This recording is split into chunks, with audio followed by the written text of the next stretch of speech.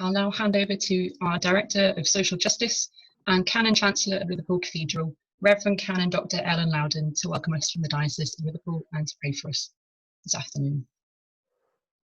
Welcome everybody. I'm Ellen Loudon, and I think I know quite a number of people, but not everybody. So you are more than welcome to this vigil this afternoon. We're going to be spending some time together in reflection. We're also going to be spending time learning more about modern slavery and human trafficking, reflecting also on slavery in the past, and learning, I'm sure, an awful lot about how we can combat and contribute to the ending of modern slavery and human trafficking. So you are more than welcome this afternoon. It would have been lovely to be meeting together, spending time together in prayer and reflection in real life, but in our virtual life, there is an awful lot to celebrate and share, but also an awful lot to reflect on. And this vigil gives us a little time to spend that time together, even though it is virtually and in our own homes. In many ways, that's quite apt for the subject and apt for our time together. So as we start this hour of vigil, shall we pray? Loving God, we thank you for your grace and your mercy to us. We thank you for this time together, and we pray for all victims and survivors of modern slavery and human trafficking. We pray that this time will be a time of learning and listening, a time of prayer and reflection, and a call for action. We pray for each other in our very many homes, and we pray for your people across the world. In the name of your Son, Jesus Christ, who came to save. Amen. Thank you, Ellen. This event will help raise your awareness of modern slavery, one of the largest systemic, low-risk and highly profitable organised crimes in the world. You will learn how to spot the signs that indicate someone might be a victim of trafficking or modern slavery. You will learn how to respond safely and appropriately if you suspect or are confronted with a situation of modern slavery.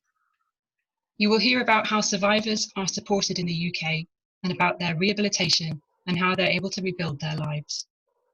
We will hold vigil, reflecting on past slavery and modern day slavery with light and prayer and looking towards hope.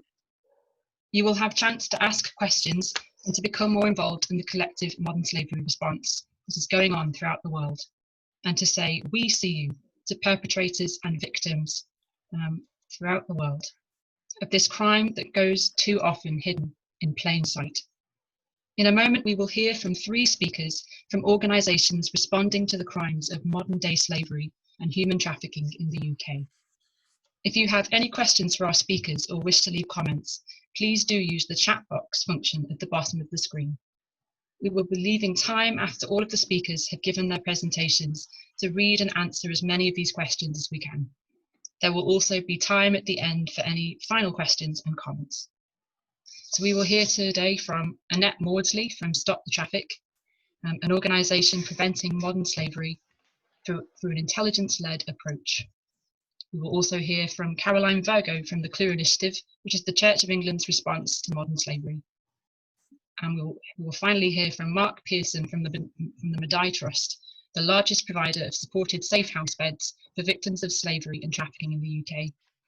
Then later we will hear from the Canon for Reconciliation, Reverend Canon Malcolm Rogers, MBE from the Triangle of Hope, a global partnership transforming the effects of the slave trade in the worldwide church. I will hand over now to Annette from Stop the Traffic, who is going to help us understand modern slavery. Hi everyone, thank you for coming.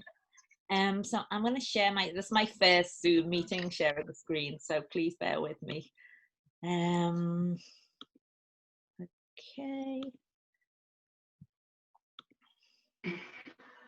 Okay, so I'm going to be talking about Stop the Traffic, what we do in Liverpool, what trafficking is, and how you can report anything if you suspect something or if you actually know that something is going on. So, Stop the Traffic is an international organisation. We have offices all over the world, and most of our regional offices are run by volunteers. And the group in Liverpool has been going for nearly 10 years now, and it was handed over to myself about 5 years ago. We basically raise awareness in communities. We will meet with local communities, find out, what do you see? What do you have available? Because we believe that if you don't know what you're looking for, you're not going to be able to see it. If I kept asking you, have you found it? Have you found it? You'd be like, but what am I looking for? So we need to equip people and empower people and teach people how to spot the signs and know what's going on and then report it. So what is modern slavery? First of all, you'll hear modern slavery. It's defined in many different ways. It encompasses slavery, human trafficking, servitude, and forced or compulsory labour. At Stop the Traffic, we predominantly focus on human trafficking. So what is human trafficking? It's basically the illegal trade of humans for exploitation. So we are going to break this down just so you understand the difference between adults and children when it comes to human trafficking. Human trafficking is basically buying and selling people. That could be across borders, within a country, it could be within a city. It could be buying and selling someone from hotel room to hotel room, or within a house, or within any place where people are being bought and sold. Human trafficking is the fastest growing international crime. As Jen just said, it's a low risk crime. You can move people quickly, you can move them easily, but they get big profit because there is such a demand, and it's happening globally, and it needs to be fought on a global scale. But if we can bring it right back to community, then that will affect it internationally. People can be used, sold, and moved again and again and again and again. It's not like a bullet in a gun. It's not like drugs that people take where that needs to be replaced and it needs to be bought again. You can just use people, move them, and sell them again and again and again. And people could be trafficked for their whole lifetime. They could be trafficked for a week and then be rescued or escape. For every person who is under the hand of human trafficking, it is a different length of time, and they can be sold numerous times. So the definition comes under something called the Palermo Protocol. So it has 3 aspects to it: the act, what is done; the means, how is it done; and the purpose is why it is done. So this is how we've broken it down and Stop the Traffic.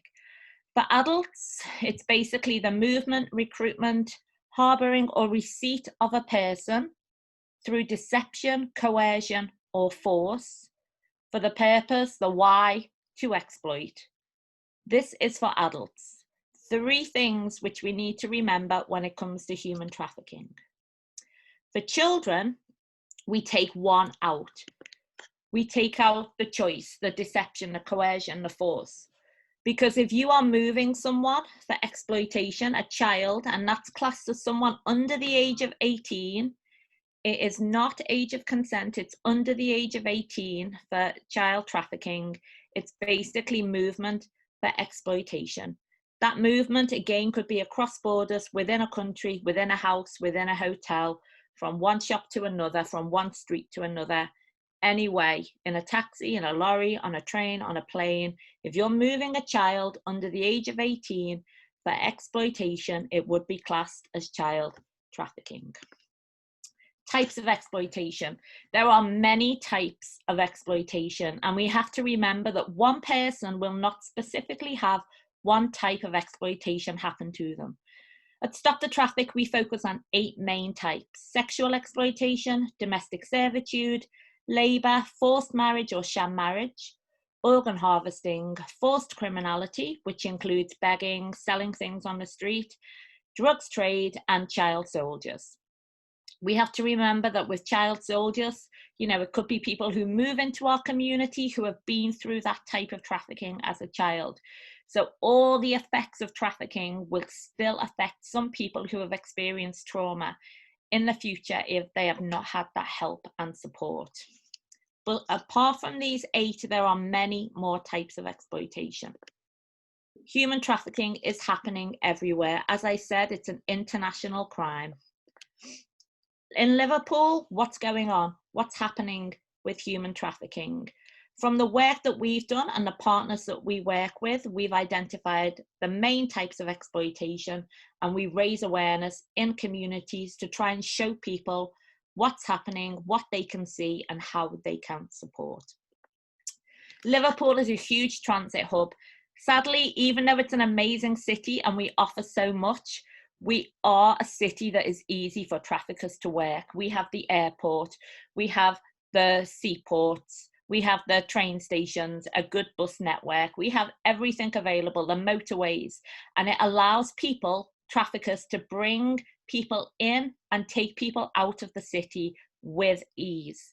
That's why we work with the border agencies, the police, to try and make it harder for the traffickers. We want to make Liverpool a hostile city for traffickers to work. So we work at the border with the authorities, trying to identify not just the victims coming in and going out, but also the traffickers or the people who are moving the money in and out the country through any of our city's transit hubs. In Liverpool, the type of exploitations that we've identified are sexual, forced criminality, so as you can see, the homeless and hungry, the benefit fraud, selling things on the streets, that could be how people are being exploited. Forced marriage, sham marriage, domestic servitudes in the city, labour exploitation at construction sites, you know, at factories, in shops, in takeaways, in restaurants, in car washes, in nail salons. It's ongoing and it's in our city. And then drugs trade is a huge issue in Liverpool, which again, we are fighting, and we are raising awareness on county lines and other things that are included in that. County lines on our website, you can get posters. If you have places in your community where you work with young people, we have resources on our webpage which give you some of the signs of what county lines is, or if you suspect that somebody, a young person, is being used to move drugs around the country into quieter cities, quieter towns, because the traffickers believe that if they use young people, they won't be as obvious to the enforcement and as obvious to people who are traveling as well. Online safety. This is another huge issue that we're seeing in Liverpool. Children, teenagers, everyone basically, even the elderly, anyone can be used through online safety. So you really need to make sure that your personal settings are high. You need to know who you are talking to and make sure that you are not giving too much personal information over the internet, because traffickers will abuse this. This is a case that was dealt with. It's something we do in schools, and we show school kids, is this fake or is this a friend? This profile on Facebook was a man who he was from Liverpool. In the bottom hand corner, you might not be able to see, but we can send this out. And it says, really great to chat the other day. Thanks for the Facebook ad. You know, you can talk to me anytime. Let me know if you ever want to get away and meet up. Well, this turned out to be fake. This is the man who it was, and he was jailed for 15 years for abusing children, for trafficking within the UK, for sexual exploitation. These boys, there were 4 of them, they were aged 14 or 15, and they went through horrific abuse at this man's hands because he used a fake profile and lured those teenagers into the horrific trauma that he gave them. So that's why your online safety needs to be so secure. Spotting the signs. I know that's going to be going on later on in the session, but if you do want more information, it's also on our webpage, as well as the police, as well as Madai, as well as Modern Slavery Helpline. It is everywhere if you have any issues. You can find out about nail salons, you can find out about construction sites, about streets, about Anywhere you go, you can find out information about spotting the signs, even just the outside of a house, on our webpage. Human trafficking, who can it happen to? It can happen to anyone. What is it? It's buying and selling people. Where does it happen? It happens anywhere. When does it happen? It can happen at any time. Why does it happen? Because of demand and because of money. If somebody is in danger, you should always be calling 999 if you see anything, whether it's trafficking or anything where someone's life is in danger. Always call 999. If you suspect something, always call Modern Slavery Helpline or Crime Stoppers. You can give information anonymously on both of these sites. You can also go to their web pages and give information on an online form. Even if you just want to ask for advice about something, you can also call the Modern Slavery Helpline. And Crime Stoppers is for any crime, not just human trafficking. So that's me. If you want to contact me, you can contact us at liverpool@stopthetraffic.org and then follow us on social media. So if you have any questions, please let me know, email me or contact the diocese directly. Thank you. Thanks, Annette. That was really informative and really interesting to hear about Liverpool in particular being such a hub where everything can happen. Thank you for that. So we'll now hand over to Caroline Virgo from the Clear Initiative to talk to us about spotting the signs of slavery and what we can do as a church to respond.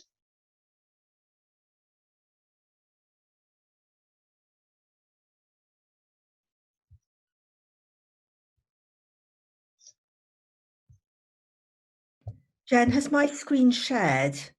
Not yet, Caroline. I wonder if you need to adjust the settings. Yeah. Yeah, there we go. You should be able to share it now. I think it doesn't. I think it doesn't want to share. Shall I just start talking? Yeah, and I'll share it for you. Thank you very much. Okay. Okay. So what I wanted to do was to talk a little bit about which groups are vulnerable to modern slavery. And I think, I mean, one of the things that we have tried to make clear to the churches that we're working with across the country is that modern slavery is very often brought about by vulnerability. And we know from the figures of people that are going into the statutory services, which I understand we talked about a bit more in the next talk, is that the largest group are actually UK nationals. So there are many people from other countries also, but the largest single group is UK nationals. And these are very often people who will present in some way or another within church projects, such as homeless projects, food banks, refugee projects, or who might become known to various members of congregations as they're just going about their daily life. So I'd just like to begin by telling a couple of stories before we look at the slides. So the first, these are genuine cases from one of the dioceses that we're working on a victim support project with, and are there to illustrate the points on the slide that modern slavery is a serious and organised crime, and that you do need to connect in with statutory partners and also, crucially, with your diocesan safeguarding structure. So the first story is about a clergy person in the market town, I won't tell you where, who became aware of a Chinese lady who appeared to be being kept prisoner in one of the local pubs. I mean, before lockdown, she had moved around quite a bit, the Chinese lady, but as lockdown began, she seemed to be very contained within that environment. And obviously, it's difficult to tell immediately whether they're not going out because they're frightened because they're not supposed to, or whether they're going out because there is an issue. They're being kept a virtual prisoner. So after a consultation with Darson safeguarding lead, what it was decided was that somebody would go and talk to the landlord of the pub and ask to actually talk to the Chinese lady. And it did transpire that that she was in the country illegally, and having said that, she was too frightened to move from the pub. So you can see that these are quite difficult issues. She was cleaning for the landlord. She wasn't being paid for it, but he was, in her eyes, effectively keeping her safe. I'm not going to tell you what's happened to the lady, because that would be giving you confidential information. But these are difficult situations where somebody is trapped, but there is no easy way out of it. I'd like to tell you another story, which was a slightly more positive story from the same diocese. There's a food bank in another market town, and a person came into the project. They were left there by an ambulance, actually, having been in hospital for a serious issue. And when they came out of hospital, they had nowhere to go and nowhere to live, because they had been working for nothing in a bakery, and they had been living in the bakery. And since the hospital procedure, they were unfit to work, and the bakery refused to have them back. Now, that story's got a much better ending, because the food bank recognised what had happened. It was actually a foreign national. They were able to make contact with the man's family abroad with the help of the police, and the man actually went home eventually. But it was the fact that the project was alert and knew what they were looking for that enabled them to take some action. So when we're thinking about how we report, we need to remember that we have to involve the police, and really it's very often useful to to ask advice from your diocesan safeguarding leads as well. Shall we look at the next slide?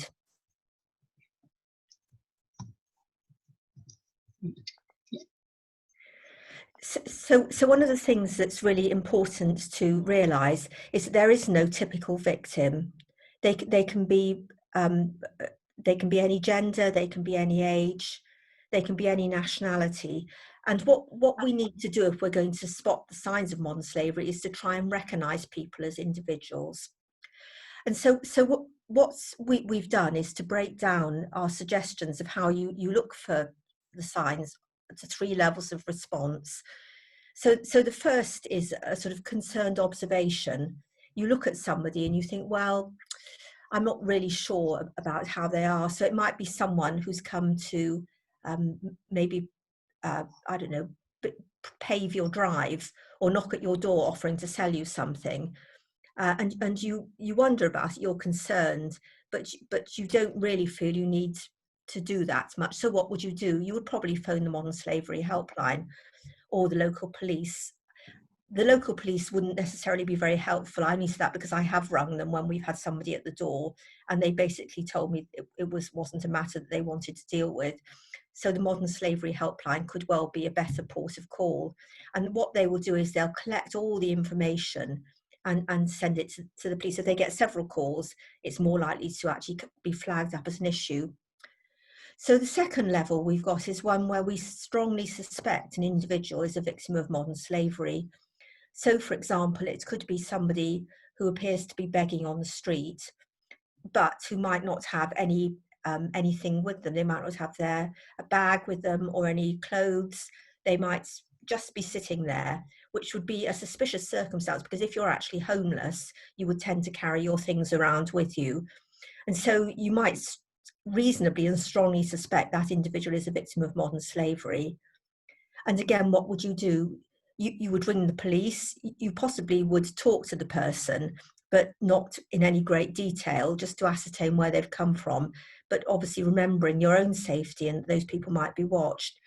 Or you might again ring the Modern Slavery Helpline or one of the local homeless charities to come and see if they can intervene. And then there's the third level, which is the one that churches should be really prepared and concerned for. When there's a potential victim of modern slavery in front of you asking for help, and that could be in a homeless project, they could tell you that they've been trafficked. It could be in a food bank where you realise that through talking to a person that they're in some sort of difficulty and trapped in their work, or it could be with a refugee. And if that's the case, there's obviously a need for much greater action, which really requires training and thinking about how you would deal with it. Shall we look at the next slide, Jen? Yeah. And the next one, we've talked about that one. So Annette has talked a little bit about some of the signs of modern slavery, but these might be the specific things you look out for. So it might be that they've got injuries which appear to be the result of an assault. They might be malnourished or unkempt. They might appear withdrawn or have poor hygiene. They might wear clothes that are not suitable for the work that they're doing, and they may only have one set of clothes that they wear every day, and they may seem dependent on drug and alcohol. So it could be that this victim is somebody who's working in a car wash, who's working in agricultural production. It could be somebody who is moving among us. The next slide.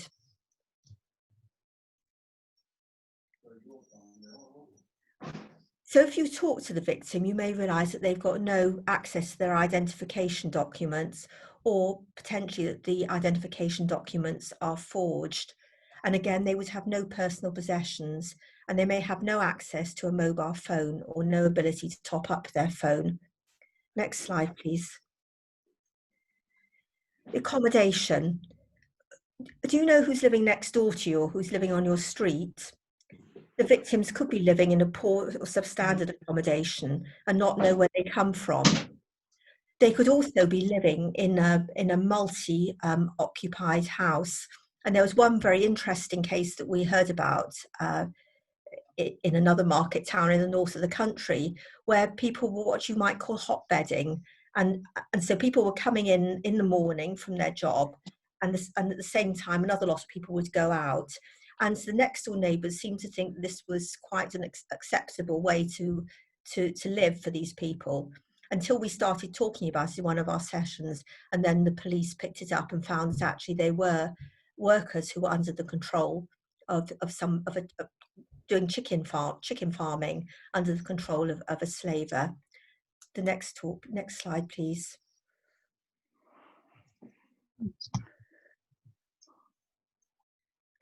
Can you move it? Oh, thank you. And again, these are the victims who might not be allowed to travel on their own. Annette talks about the travel hub in Liverpool, but also you might see whole groups of people getting onto vans in the morning. They might be going somewhere or just hanging around waiting to be picked up. And they might be people that don't talk to each other. They don't seem to know where they are.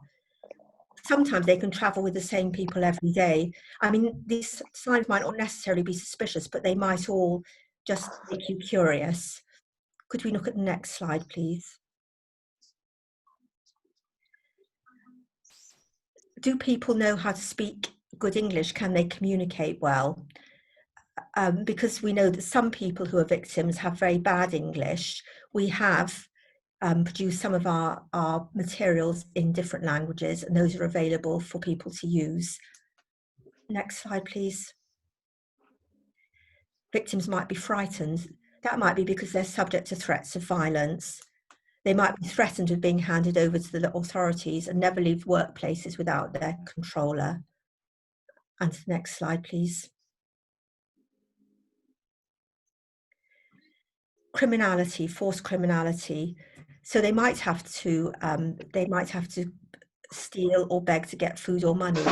Actually, their job for their trafficker might be to commit a crime. So they might have to sit on the street and beg and hand their money over to the person who's trafficking them. Next slide, please.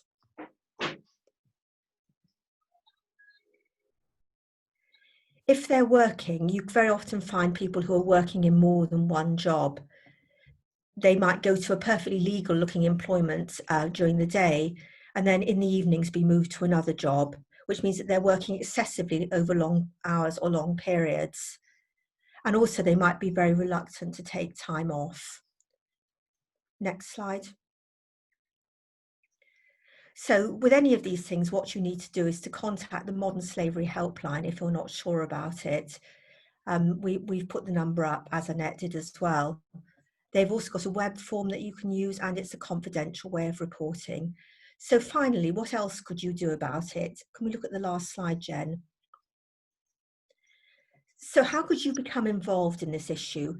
You could learn to spot the signs and how to report effectively. This has only been a really real overview of the signs. But the other thing that you could do is you could actually learn how to raise awareness within church congregations. So the CLUE initiative, which is the modern slavery work of the Church of England, has a number of awareness raising packages that we can give to congregations and to individuals who are interested, which they can then go on to help raise awareness in other places, particularly ones where modern slavery might be found. And the third thing you could do is consider forming an action group with others in your community to tackle modern slavery. And if you decide to do any of these things, either 2 or 3 particularly, if you talk to Jen, she will be able to help you. Thank you.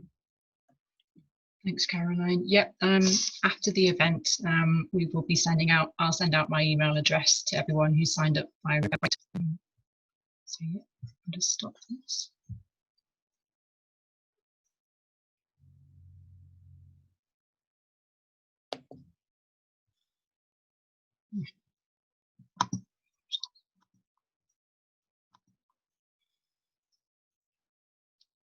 And now we'll hand over to Mark Pearson from the Madai Trust, who's going to talk to us about how survivors are supported in safe houses. Thank you, Jen. I'll just go share my screen. Please go to. Okay, there we go. Yeah, so my name is Mark Pearson. I'm the Community Engagement Coordinator at the Madai Trust. The first thing I'm going to talk about is the National Referral Mechanism. So once people have been referred into the National Referral Mechanism, what happens to them? Initially, once the referral has been made, first responder can find emergency accommodation for anybody that's been referred in. And then there are 2 decision-making bodies within the National Referral Mechanism. So the first level is the reasonable grounds decision, and this will be made within 5 working days after referral. And this is the decision that there's a reasonable grounds to believe that a person may be a victim of trafficking.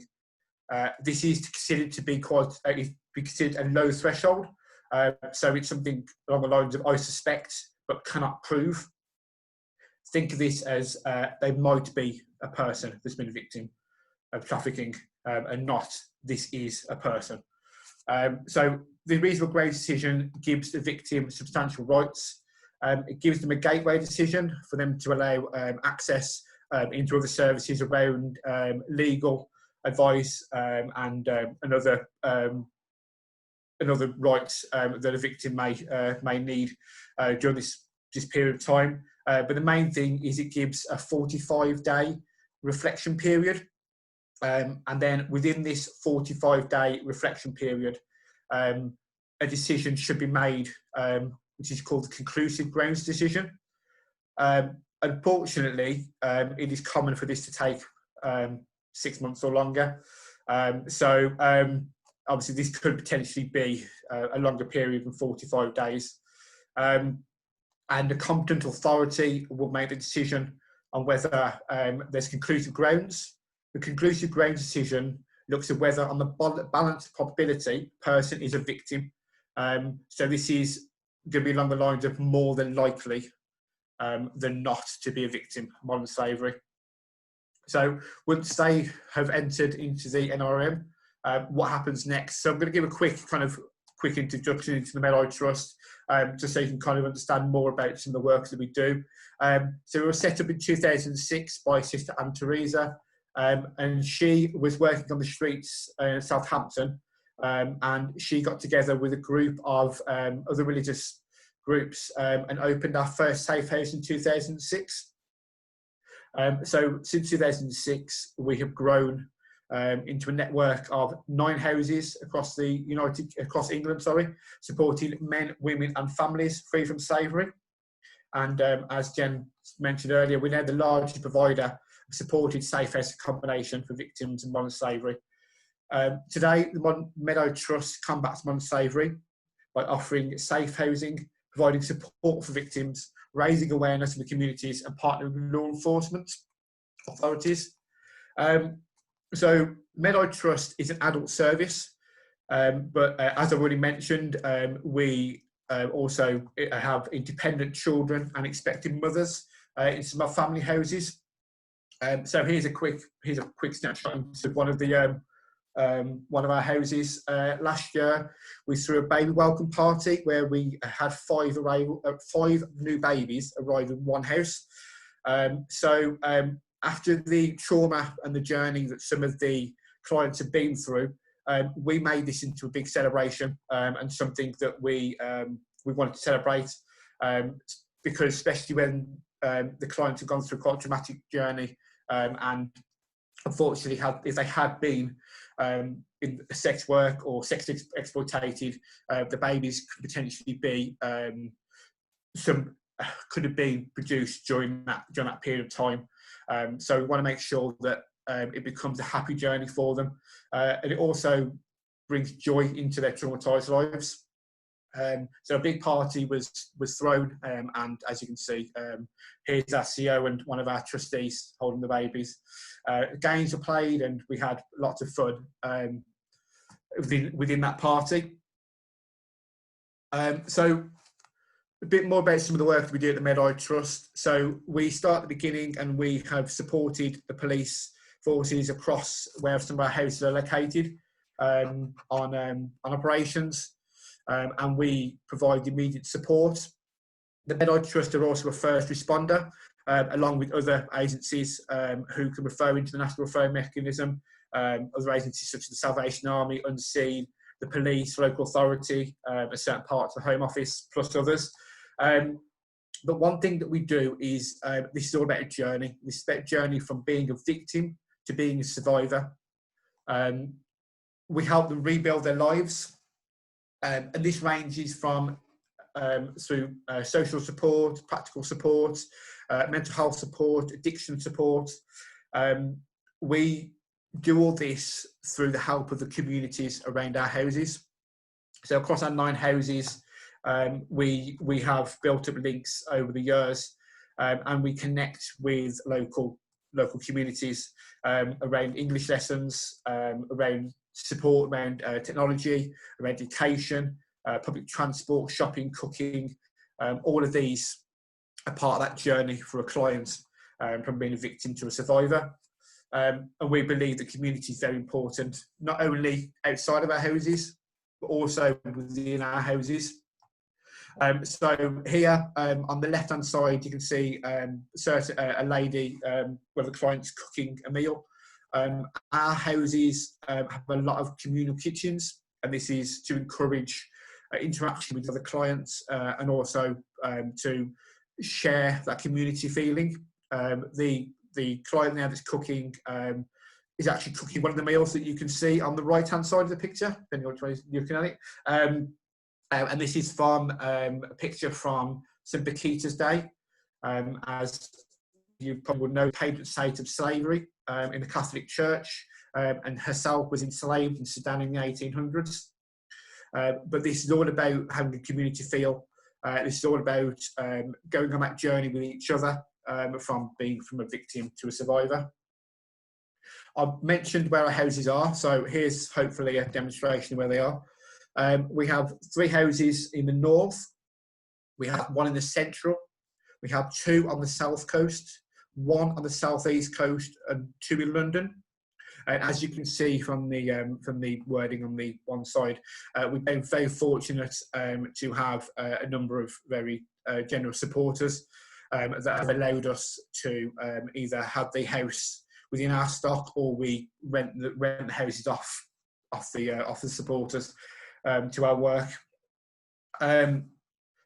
So our houses are very much scattered across the country, and this is to allow for a minimum of 2 hours from where a potential victim has been a victim of slavery. So some of you may know obviously about Operation Fort. So that was happening in the West Midlands. We supported a proportion of those victims, and they were moved from the West Midlands. And as you can see, a lot of our houses are 2 hours away from the West Midlands, so we're very fortunate in that situation. Moving on, when a client comes to us, their stay with us very much varies, depending on a number of factors. Particularly, the biggest thing is probably whether their likelihood to remain within the United Kingdom. But just to let you know some figures, in 2018, 2019, the Medai Trust supported 315 victims of modern slavery. That was calculated to be 197 female and 118 males from 45 different nationalities. In addition to the 315 clients we had through that year, we supported 70 dependent children as well. The Medai Trust, we want to see outcomes, and we want to see that journey, and that includes freedom from modern slavery, transformation from the identification of being a victim to that of a survivor, the ability to integrate into community, increase confidence, self-esteem, and the resilience against negative behaviours. So the next thing I wanted to talk about was particularly around COVID, and how that's had an impact on here at Medai Trust and some of the support we've given. If anybody wants to, we have quite a few stories from across COVID in our summer magazine, which you can all get online on our website, which is available to you for you to look at and download. So over the course of COVID, it's varied from service to service. Very much the feeling, particularly with our female clients, is they were quite scared around COVID, and that's made the majority of the time when they have children. They were very good in kind of keeping to the guidance, but it did cause a lot of anxiety and has affected their mental health. We've been very fortunate through some of the community links to be able to continue some of the mental health support via other means, by online, particularly, and also they were very fortunate that we invested in some very good thermometers, so they felt very comfortable around their diagnosis, potentially any outbreak within our houses.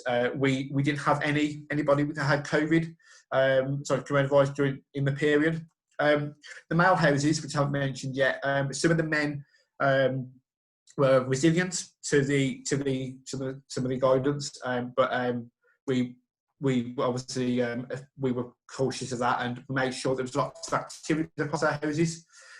So we tried to maintain them as much as possible. So yoga sessions for the women's houses was completed, well-being, exercise, and also we're very fortunate to have one of our anti-slavery envoys who do awareness talks across the United Kingdom.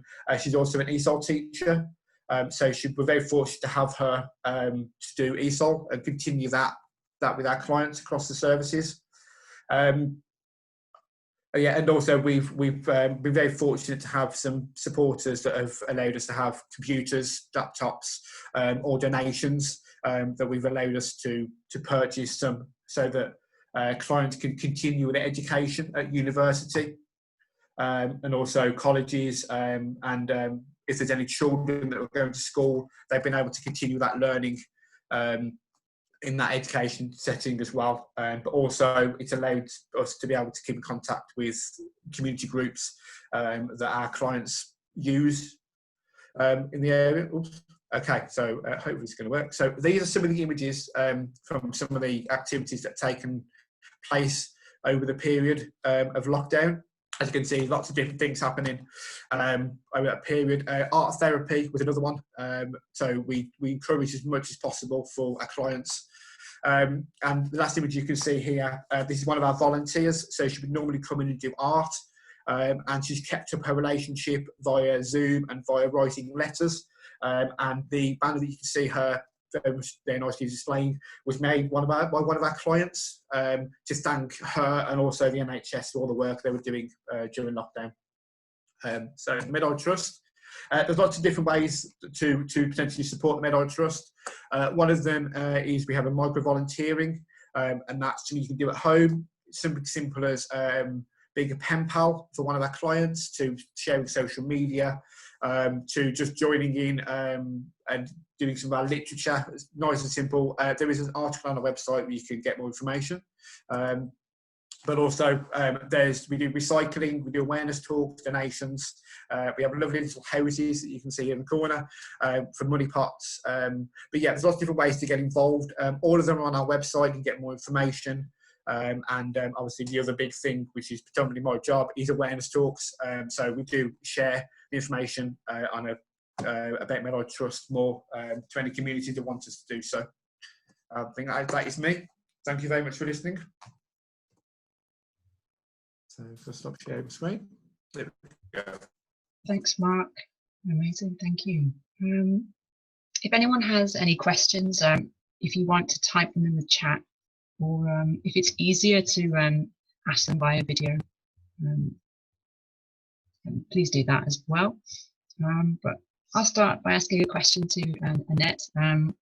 I wanted to ask, you spoke about the transport hubs in Liverpool, and the fact that there's lots of different ways in Liverpool for people to potentially be trafficked. I just wanted to know, what's the most common way that people are trafficked? Is it by, I've heard of people being trafficked by lorry, by boat. What tends to be most common? Oh, that's quite a hard question, because the traffickers are constantly changing how they move, because they know that the police and communities are getting more aware. And so they always seem to be 10 steps ahead. But I mean, I know that airport have flights every single day, and, you know, some traffickers will, you know, fly them into Ireland, and then they'll fly them on, they call it the common travel area. So, you know, they're sort of domestic flights then from Ireland into the UK. So it reduces security, but then the ferries from Ireland are so frequent as well. I don't know. I think that's a really hard question. I think just depending on what the traffickers are doing at that moment in time with those people is huge, because then you have the ports down in Calais and Dunkirk, where, you know, you get minibuses full of people from Romania, Bulgaria, who, you know, they think they're coming over for work, but potentially they're being moved to be trafficked. And you have, you know, coaches that, you know, it's a full coach that picks people up in Eastern Europe and then comes all the way to the UK, you know. And then again, I don't think I could say which was the most common. I think it just depends what the traffickers are doing, because everything is so easy for them to access when it comes to transport. Caroline, I was wondering if you could tell us a little bit about farm welfare, the new app as well. That's just come out last week, and that was really, I love it. It's so clear and informative. Could you tell us a bit more about that? Yes. So so Clua has released an app called the Farm Welfare app, which is targeting casual labour in agricultural settings. And I think that it's been in the news a lot, and probably you'll have picked it up, that since COVID and also the prospect of Brexit as well, there is estimated to be a national shortage of about 70,000 agricultural workers.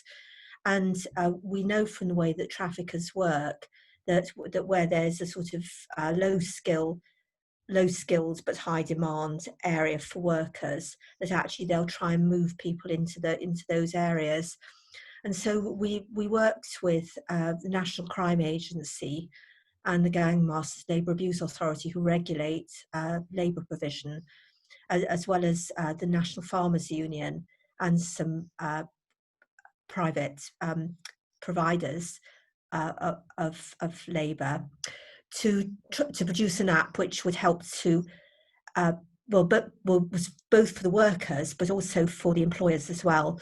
And so it helps to alert employers to good employment practices, and also it helps workers to see what they can expect from their employers.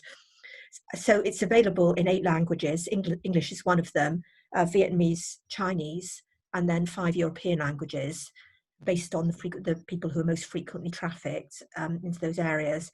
And it contains all the information that you need to make sure that your employment is legal and secure.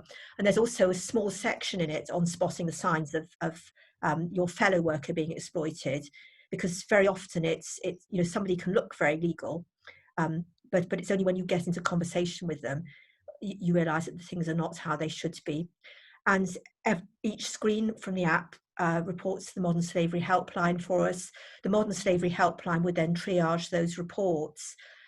Usually the Gang Masters Labour Abuse Authority would be the first people to go in, and they would make a pastoral visit rather than a criminal visit, because we realise that very often employers don't want to be involved in criminality anyway, and may not be aware of what's going on. And it would only be after that it would be handed on to the police if the abuse wasn't remedied.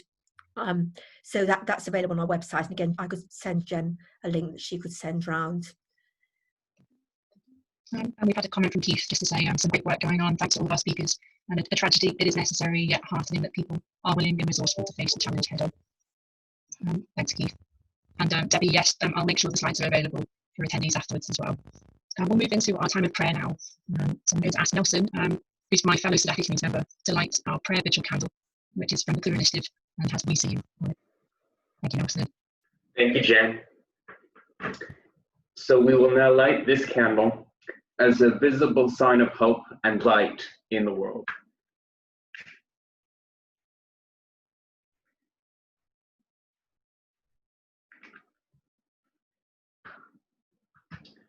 Light of the world, who sees the unseen and notices the unnoticed, we call you with hearts in pain for in all our world, who suffer the horrors of modern slavery. For all who dream of a better life in another place, only to be trapped, tricked, or traded. For all those who labor, forced and unseen, to make our everyday possessions. For all who agonize for loved ones lost into this trade in humans. Your Son came to bring good news to the poor and freedom to the oppressed. May we too be the voices against oppression, channels of good news. May our eyes be opened wide to all who suffer in our midst, but out of sight. All this we pray to you, loving God, for whom no one is invisible. Amen. For all victims of human trafficking and all those in any kind of slavery, we see you. For those rescued from slavery who have endured years of abuse, we see you. For businesses that may rid their supply chains of enforced labour, we see you. For all organisations, charities, faith networks and communities who care for those who have been rescued from slavery, we see you. For governments, policymakers and activists, we see you. Our God who liberates and sets captives free, we see you. I'm now going to hand over to Malcolm Rogers, who's going to lead us in our reflection on historic slavery and triangle of hope. Thanks very much indeed, Jan, and thank you very much for this opportunity, everyone. Can everyone hear me okay? I think we're having one or two sound issues, but am I coming through? Great stuff. At the beginning of this week, a neighbour of mine was having a tree felled in their garden. Due to where it was, it meant that they needed access from my garden.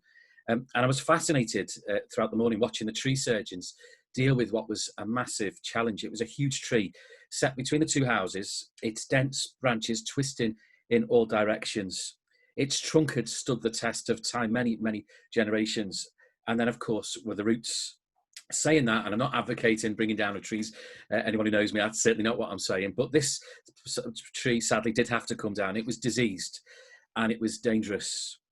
As I sat watching, I began reflecting on how good an analogy perhaps this was concerning the work we're trying to do as a diocese, naming and combating racism, combating slavery and all forms of dehumanisation and prejudice. The tree surgeons last week worked carefully and purposefully. They didn't just take a chainsaw to the trunk, but worked out what needed to be removed first. Branch by branch, it was dismantled. And before they dealt with the body of the trunk, which, as I've said, seemed immovable, it was so vast, they set the roots, disturbing the tree's foundations, disconnecting it from the source of its strength. Well, here in the diocese, we are focused on dismantling the frameworks of racism and prejudice, which enable other human beings to be treated as commodities, not equal children of God. We do that in partnership so that wherever there is this dehumanization, wherever this blasphemy exists, we can name it and challenge it, always seeking to transform it, to bring light out of the darkness. As a result, we claim nothing except a greater awareness of the challenge.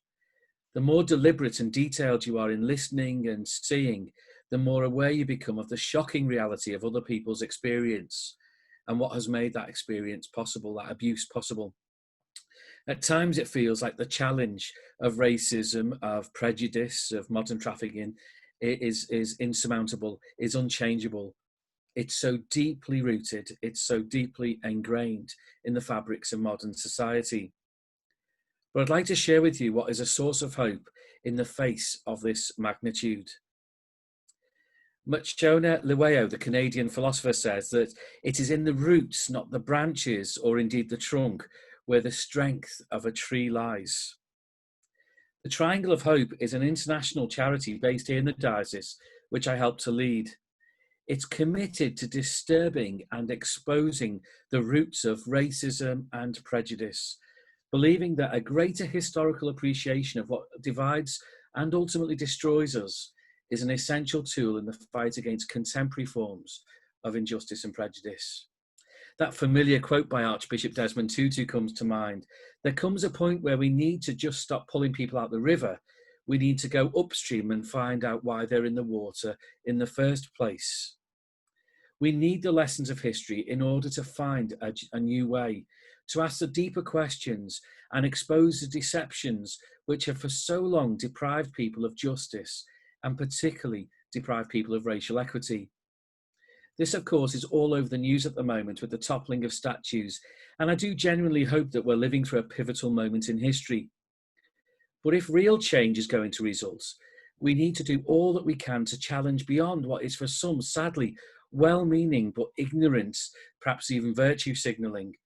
We saw that in the queues for the stores selling goods made in sweatshops, just days after the streets were filled with those rightly reminding the world that Black Lives Matter.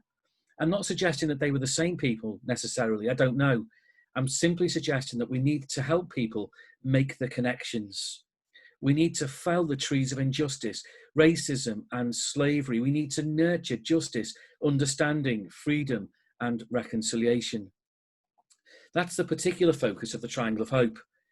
People committed to understanding the past in order to challenge the present, that we may live into a new future together. People from West Africa, from Ghana in particular, from Liverpool and also from the US, bound in history by the transatlantic trade in enslaved Africans, now committed to walking and working together indefinitely, committed to education, to listening and seeing, to lobbying and advocacy, to pilgrimage both internally and individually and together in each other's settings. We're committed to transformation. There is nothing that is so ingrained, nothing that is so deeply rooted, nothing so established that it can't be questioned and challenged. We work with hundreds of young people. It's a joy to see Canon Cynthia here with us today, and this was very much her vision when she passed on the role for Canon for Reconciliation over to me. Her role was slightly different, but it's a baton that was passed to me from her. And I remember the conversation, Cynthia, you telling me it's got to be about young people, or has to have that as a focus all those years ago. And we've worked and work with hundreds of young people. We seek to influence structures and systems in the areas around the triangle. We seek to model respect and fairness. And we achieve this through diverse projects, which you can find out more about on our website, thetriangleofhope.com. Our hope is that as eyes are opened to the realities of history and of the world today, more and more people become part of the movement to which we are all gathered here today belong, the movement for justice and of freedom. It fills me with enormous hope that when we gather the 3 youth pilgrimage groups together, that's groups of around 30 people from each point of the triangle, and we gather them together once a year. They work together throughout the year online, but actually visit each other's settings annually. It fills me with tremendous hope, enormous hope when we gather them together. And we continue building that triangle of hope and continue tearing down that triangle of despair. It gives me hope because they make the connections, they draw make the links. A couple of years ago, let me tell you a story. 2017 it was. We happened to be in the US this year. The groups move around in their annual gathering, and we happened to be in the US and we were in a place called Shrinemont, which is not a long distance away from Charlottesville. And we were actually there the night of the Charlottesville rally. Do you remember the white supremacy rally organised by neo-Nazis there in Charlottesville? And it brought home in a very real way the job of educating our younger people, of empowering them and listening as well. It was needed more than ever before.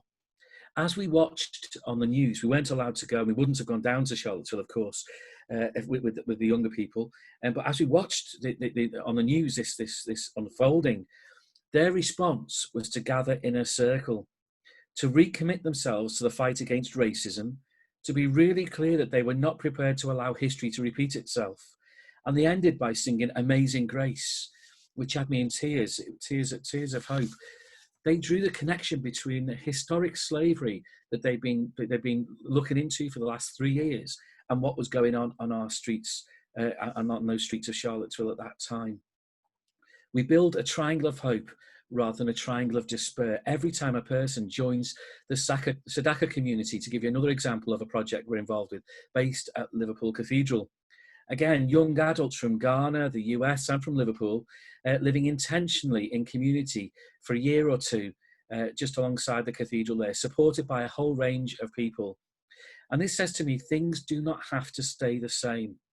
I'm thinking of people like Jen Williams, one of our Sadaka members, who's organised this vigil. What a wonderful gift to the diocese, to the world, to have young people who make the connections, who stay, that the history will not repeat itself, that it will not be done in their name, and that they will do all they can to challenge the injustices, the modern slavery, the racism and prejudice that we experience. People like Nelson as well, another member of our Sadaka community. And through partnerships with people like Clua and others as well, those here today, we turn our face to the task ahead, which does seem insurmountable at times. But piece by piece, we take ground. We now have Sadaka alumni, as we have Youth Pilgrimage alumni, all over the world. Actually, it's over 100 young people now. From the US border with Mexico, working down there. You see, this is life-changing stuff, isn't it? And it doesn't stop when they finish at Sadaka or finish a youth pilgrimage. So we have them down on the border of Mexico. We have them in West Africa, in Ghana, challenging the supply of expired medicines by Western pharmaceutical giants, challenging the pillaging of minerals to make mobile phones, the pollution of watercourses, and so on. And it's just inspiring constantly to read what these young people, what these young adults are doing with their lives in the fight against racism and injustice and slavery. As I said, though, we claim nothing except a greater awareness of all that still is to be done. So we really welcome this opportunity as a diocese to gather in partnership with all for this vigil. In the diocese, we have a saying that we are committed to growing a bigger church, that it might make a bigger difference, that more people knowing Jesus means more justice in the world. I stand by that, but also recognise that there is much work still to be done in the church as well as outside of it.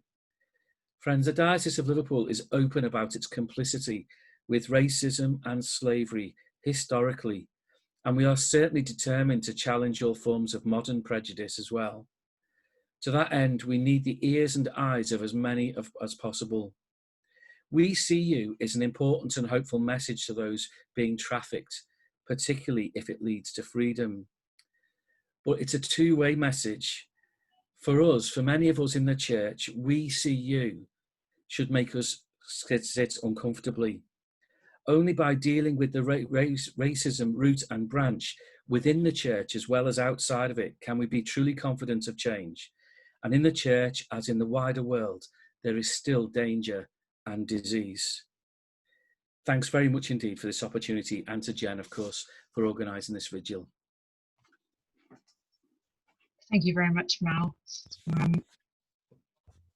So just time now for, I know we are running over time, just for final reflections really. I just want to, so we had some lovely comments from people who just left saying thank you for a very interesting and informative event, and thank you to all speakers, a fantastic thought-provoking event. So thank you. And if you do have any other questions for our speakers, please do feel free to writing them just now. Yeah, so thank you for everybody who's taken part today. Particularly thank you to Annette Maudsley from Stop the Traffic, Caroline Virgo from the Burn Initiative, and Mark Pearson from the Mid-Eye Trust, and also thank you to Malcolm Rogers as well from Triangle of Hope for preparing such detailed presentations today. It's been such an informative event and a great gathering, and we will send out a follow-up email to all who attended with details of how you can get further involved in this. Any announcements as well from Stop the Traffic? I know, or the Burn Initiative or the Mid-Eye Trust. Annette, did you say we had something to say? Yeah, so the events that, because of COVID, obviously we could not do everything that we wanted to do. But in October, we are still looking at partnering with A21 to put something in place, because we normally do the Walk for Freedom through the city. But this year that won't be going ahead, but there will be a different event. So that will be the 17th of October. And we're also looking at somehow continuing an exhibition that we had at the start of the year called The Dark Figure, which is a photographic exhibition. And it was a photographer from Vancouver who took pictures of locations around the UK where trafficking had happened. So if anyone knows anywhere we could host an exhibition like that, please get in contact, because we do have the prints that are available to be displayed and exhibited in another way to raise awareness of human trafficking in our communities. Brilliant, thank you, Annette. Could I just make it? So at the Mid-Eye Trust, we over the course of Anti-Slavery Day, we'll be releasing a number of images that our clients have taken to a photography course that they did online virtual art gallery, and then between the 18th and the 25th of October, so the week following Anti-Slavery Day, we're going to kind of extend Anti-Slavery Day into a week.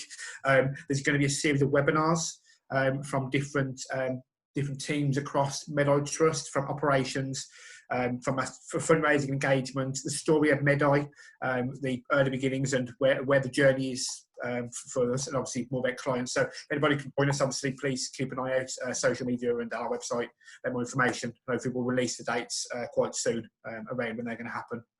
But yeah, just keep Anti-Slavery Day in your mind, and you'll know it'll be that kind of sort of period.